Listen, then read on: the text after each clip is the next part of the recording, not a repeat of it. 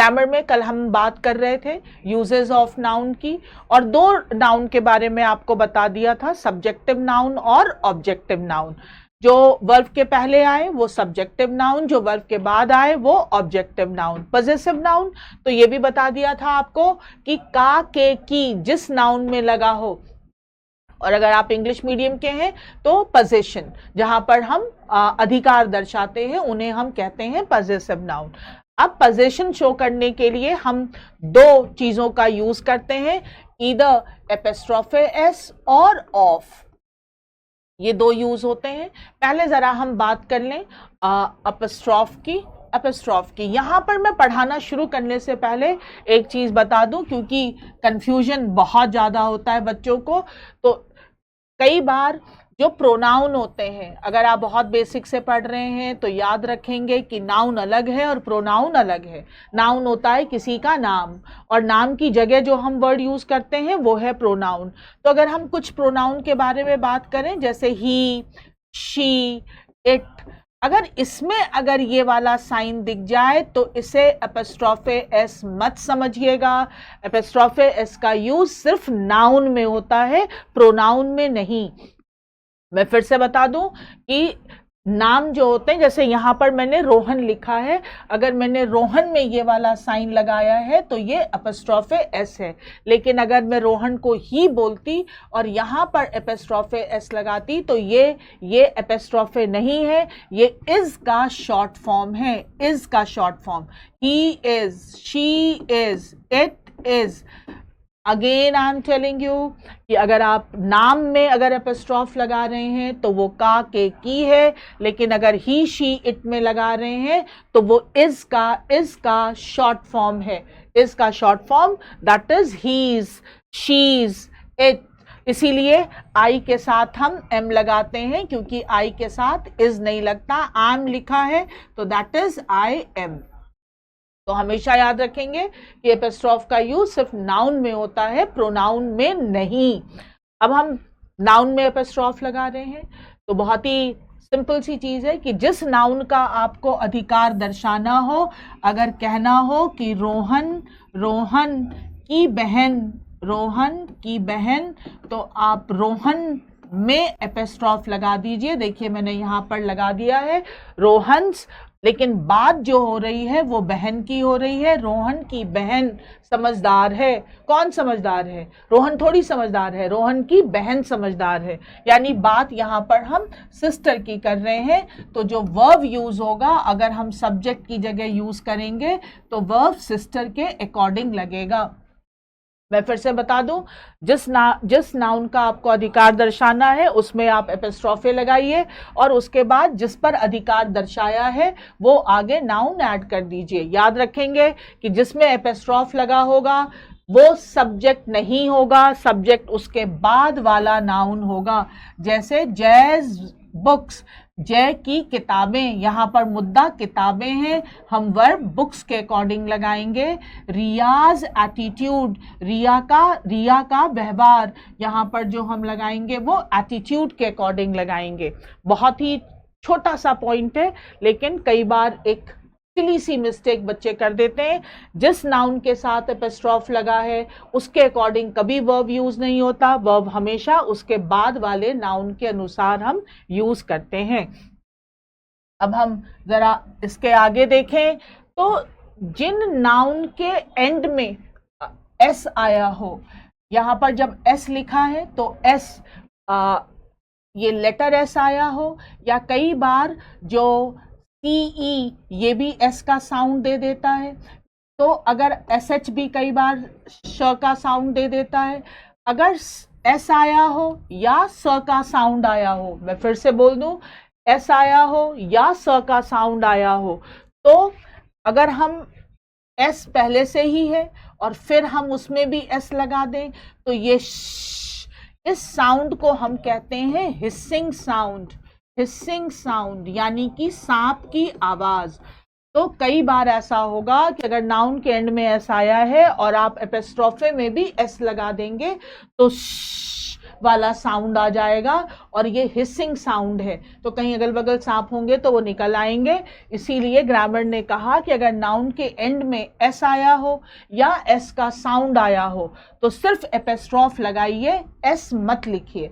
तो जैसे हमने यहाँ पर कहा जीसस, जीसस, जीसस के नाम में पहले से ही एस है। अब अगर हमें एपिस्ट्रोफ लगाना था तो हमने सिर्फ एपिस्ट्रोफ लगाया, यहाँ पर हमने एस नहीं लिखा। जस्टिस, यहाँ पर एस तो नहीं आया लेकिन सीई स का साउंड दे रहा है, यहाँ पर भी हमने एस नहीं लगाया। गुडनेस में पहले से ही एस आया है, इसीलिए हमने यहाँ पर एस नहीं लिखा। मैं फिर से रिवाइज करा दूँ, किसी भी नाउन के एंड में एस आया हो या एस स का साउंड आया हो तो का, के, की के लिए सिर्फ एपिस्ट्रोफ लगा देंगे, एस नहीं लिखेंगे, क्योंकि दो एस जब हम लिख देते हैं तो हिसिंग साउंड आ जाता है जो थोड़ा कंफ्यूजिंग हो जाता है और उसको उच्चारण करने में थोड़ी प्रॉब्लम होती है। अब इसी का अगर हम एक और पार्ट देखें तो कई बार नाउन में जब सिंगुलर नाउन होता है, सिंगुलर, तब तो एस नहीं होता है। जैसे अगर हम बॉय देखें तो बॉय में तो एस नहीं है, लेकिन जब हम इसका प्लूरल बनाते हैं, जैसे हमने बॉयज लिखा तब यहाँ पर एस आ गया। तो कई बार नाउन में एस होगा नहीं, आप प्लूरल बनाने के लिए एस जोड़ेंगे। अब अगर प्लूरल नाउन में आपको एपिस्ट्रोफ लगाना है, जैसे अगर हमें कहना हो लड़कों का स्कूल, लड़कों का स्कूल, किसी एक लड़के का स्कूल तो होता नहीं है, लड़कों का, तो हम लिखेंगे बॉयज। अब लड़का लिखना है तो बॉयज में सिर्फ एपिस्ट्रोफ लगा दीजिए और फिर लिखिए स्कूल, बॉयज स्कूल। देखिए किसी भी नाउन का प्लूरल बनाने के लिए अगर आपने उसमें एस लगाया है तो फिर अगर आपको उसमें एपिस्ट्रोफ भी लगाना है तो आप सिर्फ एपिस्ट्रोफ लगा दीजिए, एस मत लिखिए। जैसे गर्ल्स, लड़कियों का कॉलेज, लेकिन विमेन में, जैसे अगर हमें विमेन का प्लूरल बनाना हो तो हम एस तो लगाते नहीं हैं, हम तो ए को ई में बदल देते हैं, ये प्लूरल बन गया। अब अगर हमें यहाँ पर एपिस्ट्रोफ लगाना है तो हम पूरा लगा सकते हैं क्योंकि यहाँ पर एस नहीं आया। दो कंडीशन होती हैं, या तो पहले से ही नाउन में एस है, आप ऑलरेडी एस है तो एपिस्ट्रोफ लगाइए, एस मत लिखिए, या आपने प्लूरल बनाने के लिए एस लगाया है तो भी सिर्फ एपिस्ट्रोफ लिखिए, एस नहीं लगाएंगे ताकि हम हिसिंग साउंड से बच सकें। अब हमारे पास आता है कंपाउंड नाउन। कंपाउंड नाउन का प्लूरल बनाने के लिए हम क्या करते हैं, तो कंपाउंड नाउन का पहले हम प्लूरल देखते हैं। कंपाउंड नाउन का प्लूरल बनाने के लिए जैसे son in law, mother in law, ये कंपाउंड नाउन है, तो इनका प्लूरल बनाने के लिए अगर आपने पहले की क्लासेस की होंगी तो हम कहेंगे sons in law, mothers in law. अब कंपाउंड नाउन में ग्रामर का रूल है कि आप अंतिम वर्ड में एपिस्ट्रोफ लगाते हैं, तो बिल्कुल लिखिए सन। अगर एक ही लिखना है, एक ही दामाद की बात करनी है तो कहिए सन in laws, sun in laws, और अगर ज्यादा दामादों की बात करनी है तो सन्स इन लॉज। अब ये दो एस, ये वाला एस जो आया है ये हमने प्लूरल बनाने के लिए लगाया है, और ये वाला एस जो है ये हमने एपिस्ट्रोफ का, के, की के लिए लगाया है, ध्यान रखना है।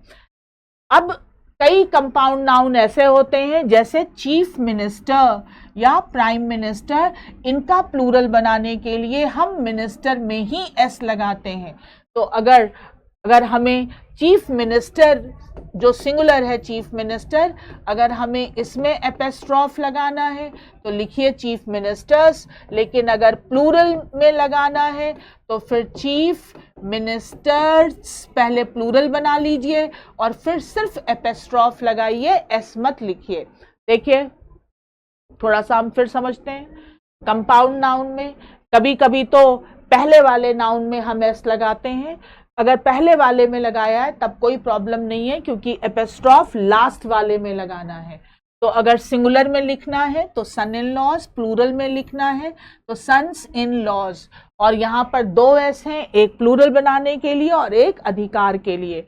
लेकिन अगर हम एस प्लूरल बनाने के लिए लास्ट वाले में लगा रहे हो तो फिर ध्यान देना है कि अगर हमने कहा कि चीफ मिनिस्टर अगर सिंगुलर में लगाना है तो एपिस्ट्रोफ एस लगाइए, लेकिन अगर प्लूरल में लगाना है तो पहले आप अपना एस लिख लीजिए प्लूरल के लिए और फिर सिर्फ एपिस्ट्रोफ लगाएंगे, एस नहीं लिखेंगे। ये जो क्वेश्चन है ये कई बार जो है वो एसएससी में खासकर ये आता है। तो यहाँ पर एक रूल हमने पढ़ा था कि मानस, मानस, मोस्ट, ऑल, नन, एनी, सम, मानस के बाद काउंटेबल नाउन प्लूरल आता है। तो अगर डॉटर इन लॉ की बात करें, ऑल, ऑल, तो डॉटर इन लॉ काउंटेबल है क्योंकि एक आदमी की कई बहुएं हो सकती हैं। तो ऑल डॉटर्स, हमेशा याद रखेंगे कि अगर ऑल आया है उसके बाद काउंटेबल आया है तो डॉटर्स इन लॉ, आप पहले ऑल के अकॉर्डिंग इसको हमने प्लूरल बना लिया और अब अगर हमें एपिस्ट्रोफ लगाना होगा तो हम लॉज में यहाँ पर लगाएंगे। ये वाला रूल यहाँ पर जो है वो ग्रामर मिक्स कर देता है। थोड़ा सा इसको एक दो बार आपको रिवाइज करना पड़ेगा कि कंपाउंड नाउन में कहाँ पर एस लगाना है प्लूरल बनाने के लिए और फिर एंड में लगाना है एपिस्ट्रोफ एस। तो एंड में अगर प्लूरल बनाने के लिए एस लगाया हो तो ध्यान देंगे सिर्फ एपिस्ट्रोफ लगाएंगे, एस नहीं लिखेंगे। अब आया है हमारे पास एक वर्ड अपोजिशन। अब ये पहली बात तो बड़ा कंफ्यूजन होता है बच्चों को, ऑपोजिशन और अपोजिशन ये दो अलग अलग वर्ड हैं। ऑपोजिशन का मतलब ओ से जो स्टार्ट होता है दैट इज विपक्ष, और अ से जो स्टार्ट होता है अपोजिशन, इसका मतलब होता है किसी भी पर्सन की जो वास्तविक स्थिति है। जैसे रोहन, कौन है रोहन? तो उसका एक परिचय दे दिया, माय फ्रेंड, माय फ्रेंड। किसी भी नाम के साथ अगर आपने परिचय भी दिया हो यहाँ पर, उसका रियल जो पोजीशन है वो बताया हो, दैट इज अपोजिशन। तो जो हम एपिस्ट्रोफ लगाएंगे वो हम अपोजिशन में लगाएंगे। Rohan, Rohan, my friends, my friend's house is beautiful, beautiful। आपने यहाँ पर जो है वो पहले रोहन, कौन रोहन? my friend। कभी भी अगर किसी नाउन के बाद उसका परिचय भी दिया हो तो एपिस्ट्रोफ एस उस परिचय में लिखेंगे और उसके बाद जिस चीज पर अधिकार है वो लिखेंगे। और अभी भी पहले ही बताया आपको कि वर्ब इसके अकॉर्डिंग लगेगा, उसमें माय फ्रेंड का कोई लेना देना नहीं है। Rohan, my friend's house is beautiful. Mister Gupta, कौन है mister Gupta? An oncologist. Oncologist का मतलब होता है कैंसर विशेषज्ञ, याद रखेंगे, ऑन्कोलॉजिस्ट कैंसर विशेषज्ञ। तो मिस्टर गुप्ता एन ऑन्कोलॉजिस्ट, अगर हमें एपिस्ट्रोफ लगाना है हम इसमें लगाएंगे एन ऑन्कोलॉजिस्ट सन, सन। अब और वर्ब इसके अकॉर्डिंग लगाना है, is very intelligent, very intelligent, intelligent. यहाँ पर ध्यान रखना है कि हमने सन के अकॉर्डिंग इज लगाया है। ये जो अपोजिशन होता है वो takes apostrophe s with apposition, not with the noun. याद रखेंगे किसी भी नाम के साथ अगर उसका परिचय लिखा है तो जो हमें एपिस्ट्रोफ लगाना है वो परिचय में लगाना है, नाम में नहीं। अगला है हमारा, अगर दो, मैंने यहाँ पर दो ही लिखा है, आप दो या दो से ज्यादा, टू और मोर, टू और मोर, दो या दो से ज्यादा, तीन, चार, पांच, कितनी भी, अगर दो नाउन अगर शेयर सेम पर्सन और थिंग, दो लोगों का एक ही चीज पर अधिकार हो तो आपको दो अलग अलग जगह एपिस्ट्रोफ नहीं लगाना है। हम एपिस्ट्रोफ एस लगाते हैं लास्ट वाले नाउन में। जैसे एक छोटा सा एग्जाम्पल लेते हैं, रिया और दिया दोनों बहनें हैं और दोनों के एक पापा हैं, तो दोनों के साथ एपिस्ट्रोफ नहीं लगाना है, रिया एंड दियाज, क्योंकि दोनों के फादर सेम हैं तो हम यहाँ पर सिर्फ दिया के साथ एपिस्ट्रोफ लगा रहे हैं। Is an cardiologist, cardiologist sorry ये ए होगा, अ कार्डियोलॉजिस्ट। कार्डियोलॉजिस्ट का मतलब होता है हृदय रोग विशेषज्ञ। अभी आपने देखा ऑन्कोलॉजिस्ट कैंसर रोग विशेषज्ञ और कार्डियोलॉजिस्ट हृदय रोग विशेषज्ञ। अच्छा, अगर रिया और दिया बहनें नहीं होती तो रियाज, रिया में भी एपिस्ट्रॉफ, और दियाज, दियाज में भी एपिस्ट्रॉफ, और फिर फादर नहीं फादर्स होते क्योंकि दोनों के पिताजी अलग अलग हैं। फादर्स आर, अब आर हो गया, और डॉक्टर्स। याद रखेंगे दो नाउन का अगर एक ही व्यक्ति या वस्तु पर अधिकार हो तो आप एपिस्ट्रॉफ लास्ट वाले में लगाते हैं, लेकिन अगर अलग अलग चीजों पर अधिकार हो तो फिर हम एपिस्ट्रॉफ हर नाउन के साथ लगाते हैं। जैसे एक क्वेश्चन आया हुआ है एसएससी के ही किसी एग्जाम में, किस में ये मैं थोड़ा सा अभी याद नहीं कर पा रही हूँ। एक क्वेश्चन आया था कि छाया and Maya's, Maya's, Chhaya and Maya's. अब यहां पर dash account, account is active, is active. अगर आप यहां पर ध्यान देंगे तो छाया और माया में एपिस्ट्रॉफ एक ही लगा हुआ है, यानी कि यहाँ पर दोनों का एक अकाउंट है। ऑप्शन में कई ऑप्शन थे बट होना चाहिए था जॉइंट अकाउंट, क्योंकि दोनों का एक अकाउंट है और दोनों का अगर एक ही अकाउंट है तो वो जॉइंट अकाउंट होगा। तो हमेशा याद रखेंगे कि दो या दो से अधिक नाउन अगर एक ही व्यक्ति या वस्तु पर अधिकार रखते हो तो एपिस्ट्रॉफ एस लास्ट वाले में, अन्यथा अगर अलग अलग चीजों पर हो तो फिर हम अलग अलग पर अधिकार दर्शाते हैं और एपिस्ट्रॉफ एस लगाते हैं। अब ब्रिटिश इंग्लिश के अनुसार आप एपिस्ट्रॉफ एस का यूज नॉन लिविंग में नहीं कर सकते हैं। ध्यान दीजिए कि एपिस्ट्रॉफ एस का यूज हम नॉन लिविंग में नहीं करते हैं। हालांकि अब जब से अमेरिकन इंग्लिश पॉपुलर हो गई है तब से ये रूल अब धीरे धीरे खत्म होता जा रहा है, डिमिनिश होता जा रहा है, लेकिन ब्रिटिश इंग्लिश अभी भी इस चीज को कैरी ऑन करती है कि आप नॉन लिविंग में एपिस्ट्रॉफ एस का यूज नहीं करेंगे। तो वहां पर कैसे अधिकार दर्शाएंगे? तो नॉन लिविंग में हम नाउन, नाउन ऑफ नाउन का यूज करते हैं। देखिए बहुत ही इंटरेस्टिंग है, और थोड़ा सा अगर हम ध्यान से देखेंगे तो हमें कुछ ग्रामेटिकल चीजें यहाँ पर और बेहतर समझ में आएंगी। अगर हमने कहा कि रोहन का घर, रोहन का घर, तो हमने रोहन का, तो हमने कहा रोहन्स, रोहन्स हाउस, और यहाँ पर जो वर्ब लगाया वो हाउस के अकॉर्डिंग। अगर हमने कहा घर की छत, घर की छत, तो अब हम छत पहले लिखेंगे, द रूफ, द रूफ। याद रखेंगे अगर हम ऑफ लगा रहे हैं नॉन लिविंग में तो इधर वाला नाउन पहले आ जाएगा, द रूफ ऑफ हाउस। अब अगर हमने ये लिखा है तो वर्ब हमारा इसके अनुसार लगेगा। बहुत ही ट्रिकी सी चीज है और बहुत ही सिंपल है, बट एग्जाम में ये आने के पूरे चांसेस होते हैं।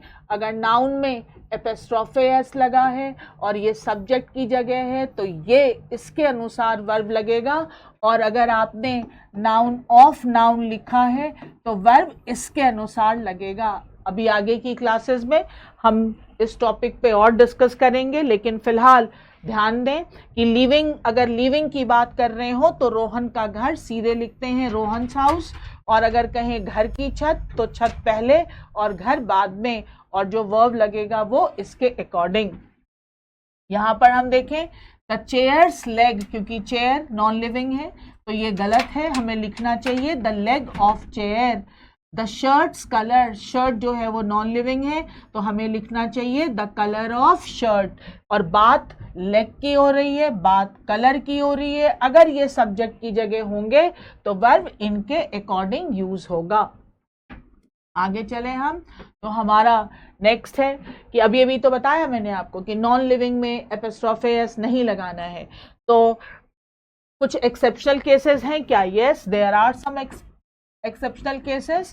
पहला, अगर आप किसी भी नॉन लिविंग को पर्सोनिफाई यानी मानवीयकरण कर दें तो आप उसके साथ एपिस्ट्रॉफ लगा सकते हैं, जैसे डेथ्स वॉइस, मौत की आवाज। अब आवाज तो लिविंग की होती है, आप यहाँ लगा सकते हैं।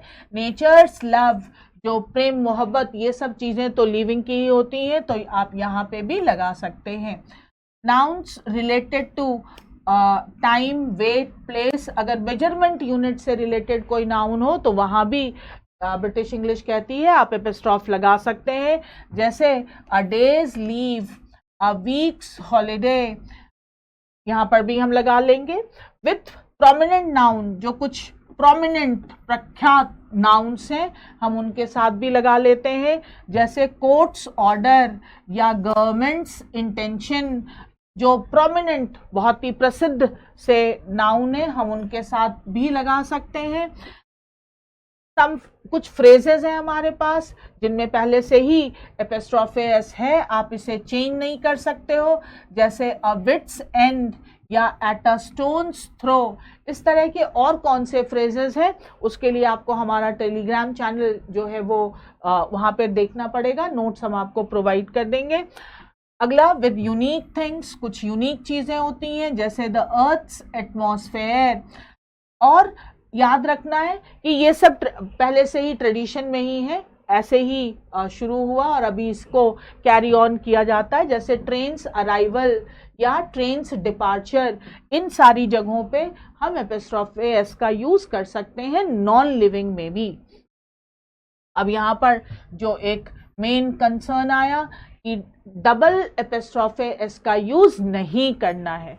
जैसे हम भारतीय अपने रिश्ते नातों के लिए पूरे विश्व में प्रसिद्ध हैं कि हम लोग रिश्तों को लेकर बड़े इमोशनल होते हैं, तो कई बार हम कहते हैं कि मेरे भाई की पत्नी का भाई। अब इतनी बार बोला मेरे भाई की पत्नी का भाई, शॉर्ट में भी बोल सकते थे मेरी भाभी का भाई, लेकिन अगर हमने ऐसा बोल दिया कभी भी तो अब हम क्या करें, दो बार का आया है तो क्या दो बार एपिस्ट्रॉफ लगाएं? नहीं, बात हो रही है मेरे भाई की पत्नी का भाई जो है वो विदेश में रहता है। कौन रहता है विदेश में? भाई। तो सबसे पहले लिख लीजिए द ब्रदर, किसका? ऑफ, पहले ये लास्ट वाला लिख लिया द ब्रदर और फिर लगाया ऑफ, और फिर इस पार्ट को एपिस्ट्रॉफे में the brother of my brother's wife.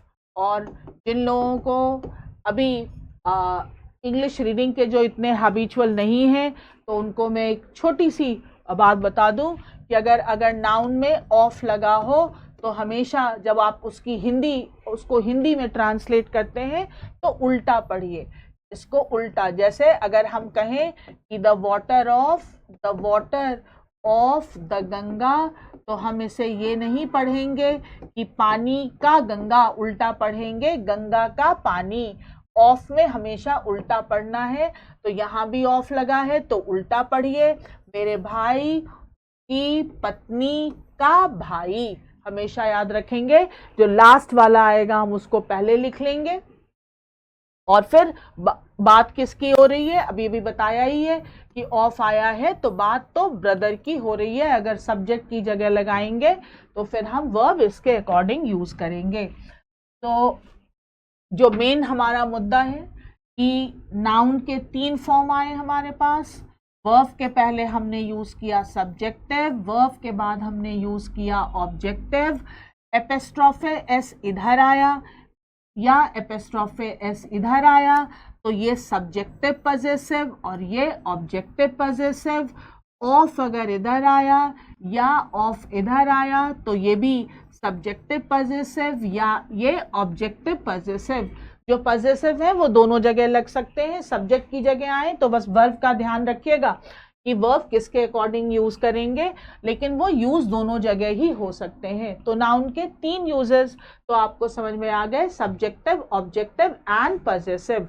Subjective सिर्फ नाम है, ऑब्जेक्टिव भी सिर्फ नाम है, पजेसिव में एपिस्ट्रोफे एस या ऑफ एडेड है और वो दोनों जगह यूज किया जा सकता है। अब एक नाउन हमारे पास और बचा रह गया जिसे हम कहते हैं नॉमिनेटिव नाउन।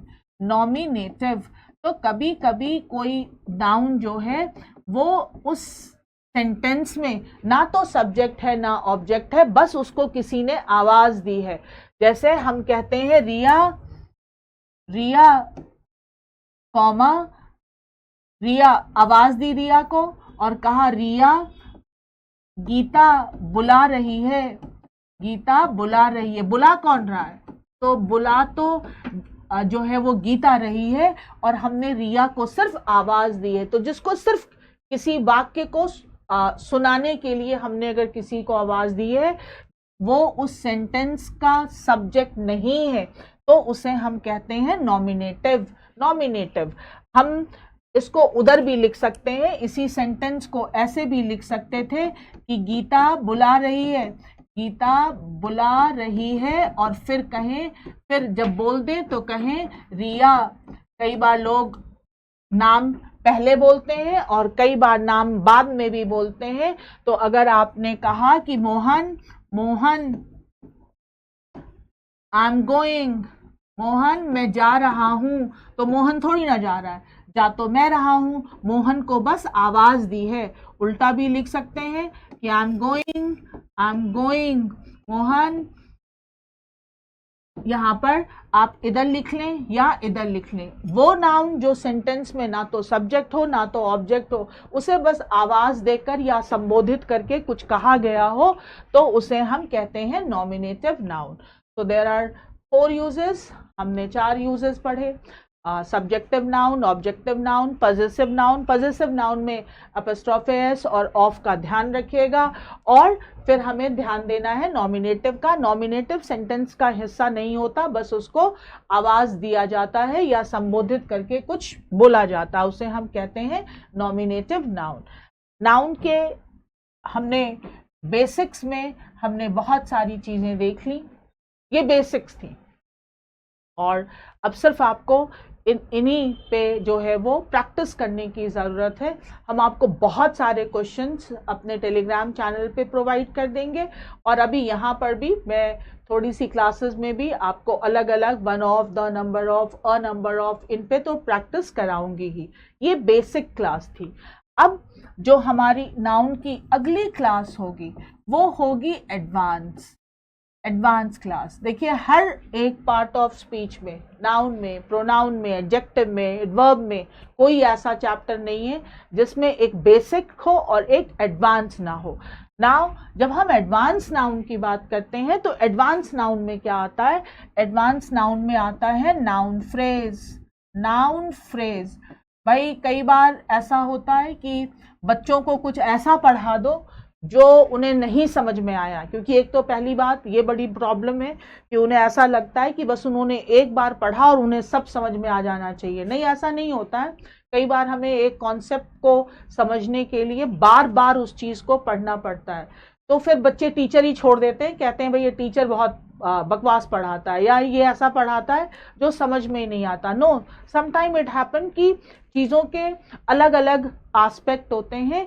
एक बेसिक समझने में उतनी प्रॉब्लम नहीं होती, लेकिन जब हम एडवांस पे जाते हैं तो एडवांस में प्रॉब्लम होती हैं। और बहुत सारे एग्जाम हैं, बैंक पीओ, सीडीएस, कैट, ये सारे एडवांस की बात करते हैं, ये थोड़ा बेसिक्स पे कम जो आते हैं। अब एडवांस में क्या क्या है? टीजीटी, पीजीटी, ये सारे एडवांस में है, लेकिन एडवांस तभी समझ में आएगा जब आपको पहले बेसिक्स आते हैं। तो एडवांस में noun phrase, noun clause, noun clause, और एक और पहले ही मैं भाई मुझे ना बहुत डर लगता है, वेरी मतलब ईमानदारी से बता दूं, हालांकि आजकल ईमानदार होने की बहुत कीमतें चुकानी पड़ती हैं, और टीचरों को तो खासकर। अब ईमानदार टीचरों की जगह रही नहीं है, बट मैं फिर से बता दूं आपको कि जैसे ही मैं एडवांस इंग्लिश की बात करती हूँ तो मुझे टेंशन होने लगती है, क्योंकि जब बच्चों को समझ में नहीं आता तो वो बड़ी तेजी से भागते हैं। तो प्लीज़ एडवांस को पढ़ने के लिए पहले बेसिक और फिर थोड़ा सा एक्स्ट्रा एफर्ट बहुत ज़रूरी है।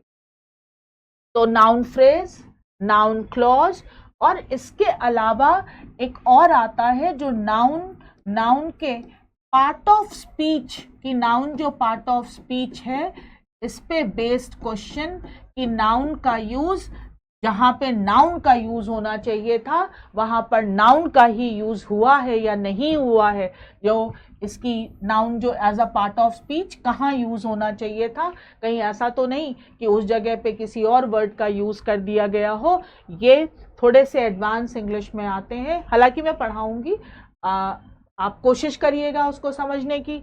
तो हम ये देखेंगे कि हर चैप्टर में एक बेसिक और एक एडवांस है। तो जो हम आगे की क्लास करेंगे वो करेंगे थोड़ा एडवांस नाउन में, नाउन फ्रेज, लेकिन पहले उससे पहले हम डिस्कस करेंगे कि फ्रेज क्या है, फ्रेज क्या होता है। और अब जो एग्ज़ाम हो गए हैं या जो हमारा एजुकेशन सिस्टम है वो कॉन्सेप्चुअल बेस है, तो कॉन्सेप्ट अगर पकड़ लेंगे, जिस भाषा में भी, हिंदी में समझ में आता है हिंदी में ही कॉन्सेप्ट पकड़िए तो बहुत चीज़ें टफ नहीं लगेंगी। बहुत ही मज़ेदार है फ्रेज समझना, लेकिन पहले हम फ्रेज समझेंगे फिर हम समझेंगे नाउन फ्रेज। अभी रामायण की कहानी चल रही है, कल पहले हम ज़रा अपने बेसिक पे थोड़े से हम सेंटेंस करेंगे प्रैक्टिस, और उसके बाद फिर हम एडवांस की तरफ मूव करेंगे। जय हिंद।